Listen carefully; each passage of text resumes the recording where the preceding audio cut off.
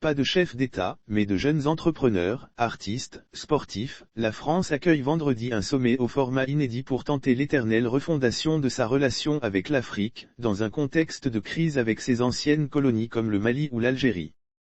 Quelques 3000 participants, dont plus d'1 millier de jeunes du continent, sont attendus vendredi à Montpellier, Sud, pour cette rencontre entre sociétés civiles africaines, françaises et de la diaspora, sur des sujets économiques, culturels et politiques, organisés en table ronde.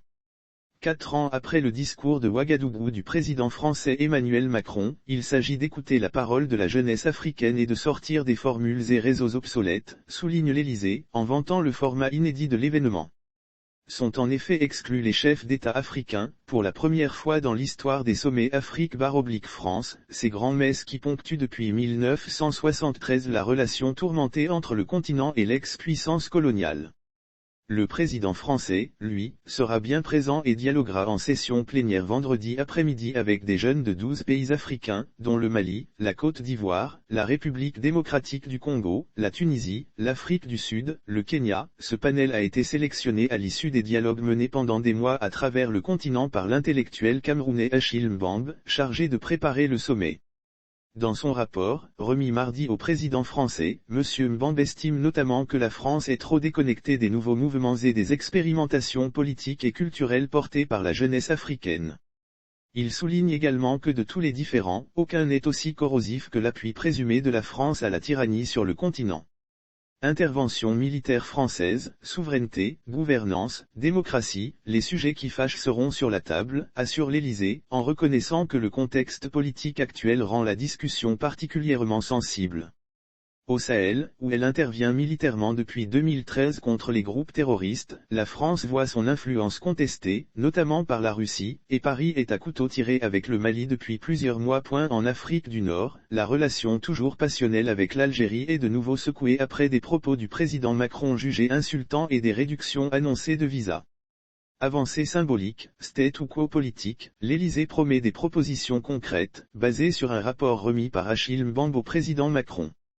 Pour le philosophe canadien d'origine guinéenne Amadou Sadjo Barry, depuis le discours de Ouagadougou, les lignes ont bougé sur le plan symbolique. Il y a eu des gestes importants comme la restitution de biens pillés au Bénin, l'annonce de la fin du franc CFA, la reconnaissance des responsabilités accablantes de la France dans le génocide des Tutsis au Rwanda en 1994. Mais au plan de la politique étrangère, on ne peut pas parler de grandes mutations, ajoute-t-il, en rappelant notamment comment Emmanuel Macron a immédiatement avalisé la prise de pouvoir du fils d'Abiy au Tchad en avril dernier. Au-delà des grandes questions diplomatiques et politiques, des préoccupations quotidiennes devraient également être abordées, comme la difficulté d'obtenir des visas, sujet récurrent au sein de la jeunesse africaine. Moi, j'aurais envie de dire aux autorités françaises, et vous savez, venir chez vous, c'est un choix que l'on paye cher, à tous points de vue et, raconte à l'AFP Marc, un Ivoirien étudiant en journalisme à Lannion, en Bretagne, qui a galéré plusieurs mois pour obtenir un visa et a investi toutes ses économies pour venir en France. Il y a de bonnes intentions au sommet de Montpellier, mais il y a aussi toute une population invisible qu'on n'a pas invitée, les migrants, déplore pour sa part Anzouman Sissoko, défenseur des sans-papiers et élu parisien. Ce sont eux les vrais acteurs du développement, grâce à l'aide qu'ils apportent à leurs familles en Afrique, estime cet ancien sans-papier malien, aujourd'hui naturalisé français, qui voudrait jeter des ponts entre la diaspora née en France et la jeunesse née en Afrique qui se jette en Méditerranée pour venir ici. Si le format inédit de Montpellier permettra peut-être de dépoussiérer la relation franco-africaine, il n'en reste pas moins, pour le philosophe Barry, une défaite symbolique pour l'Afrique elle-même.